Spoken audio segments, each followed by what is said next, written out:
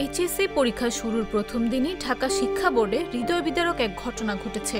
ঢাকা শিক্ষা board laboratory school and কলেজের এক ছাত্রী মায়ের অসুস্থতার কারণে সময়মতো পরীক্ষা কেন্দ্রে পৌঁছাতে পারেননি। দেরি হয় তাকে কেন্দ্রে প্রবেশ করতে দেননি দায়িত্বরতরা। এই সময় ওই ছাত্রী পরীক্ষা কেন্দ্রের সামনে কান্নায় ভেঙে পড়েন।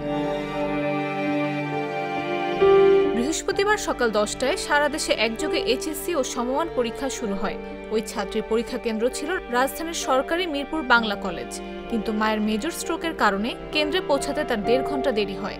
শেষ পর্যন্ত পরীক্ষা দেওয়ার সুযোগ মেলেনি তার। পরীক্ষা কেন্দ্রের গেটের বাইরে দীর্ঘ সময় অপেক্ষায় থেকে ফিরে যান ওই পরীক্ষার্থী। দুপুরে সামাজিক যোগাযোগ মাধ্যমে ওই শিক্ষার্থীর পরীক্ষা না দিতে পারার ভিডিও ভাইরাল হয়। ভিডিওতে তাকে কেন্দ্রের সামনে দাঁড়িয়ে কাঁদতে দেখা যায়, কিন্তু কেন্দ্রের দায়িত্বপ্রাপ্ত পরীক্ষা নিয়ন্ত্রক ও অন্য দায়িত্বরতরা জানান নিয়মের বাইরে যাওয়ার সুযোগ নেই। এ নিয়ে সামাজিক মাধ্যমে ক্ষোভ জানান অনেকে সমালোচনাও করেন।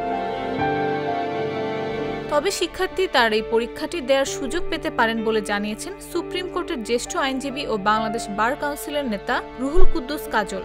তিনি এ নিয়ে বৃহস্পতিবার রাত 12:15টার দিকে নিজের ভেরিফাইড ফেসবুক পেজে একটি পোস্ট দিয়েছেন। তিনি লিখেছেন, আলহামদুলিল্লাহ, এইচএসসি পরীক্ষার্থী আনিসার সঙ্গে আমার মাত্র কথা হয়েছে। আনিসার অসুস্থ মা ও তার কলেজ ঢাকা শিক্ষা বোর্ড ল্যাবরেটরি স্কুল অ্যান্ড কলেজের অধ্যক্ষ মোহাম্মদ আসাদুজ্জামান স্যারের সঙ্গে আমার কথা হয়েছে। বাংলা কলেজের জাতীয়তাবাদী ছাত্রদল কর্মী শিবির আহমেদ উসমানী আমাকে যোগাযোগ করে দিয়েছেন। আনিসার বাবা 2 বছর আগে ইন্তেকাল করেছেন। অসুস্থ মাকে দেখাশোনার জন্য আনিসাই একমাত্র অবলম্বন। শিক্ষকরা এই ছাত্রীকে সর্বাত্মক সহযোগিতা করছেন। আজও তারা শিক্ষা উপদেষ্টার সঙ্গে সাক্ষাৎ করার চেষ্টা করেছিলেন, কিন্তু সেটা আজ হয়নি। তারা বিশেষ বিবেচনায় আনিসার আজকের পরীক্ষাটি পরবর্তীতে গ্রহণের চেষ্টা করবেন। শুক্রবার প্রধান উপদেষ্টার ফেসবুক পেজে দেয়া এক স্ট্যাটাসে বলা হয়, মানবিক বিবেচনায় শিক্ষার্থীর বিষয়টি গুরুত্বের সঙ্গে দেখা হচ্ছে।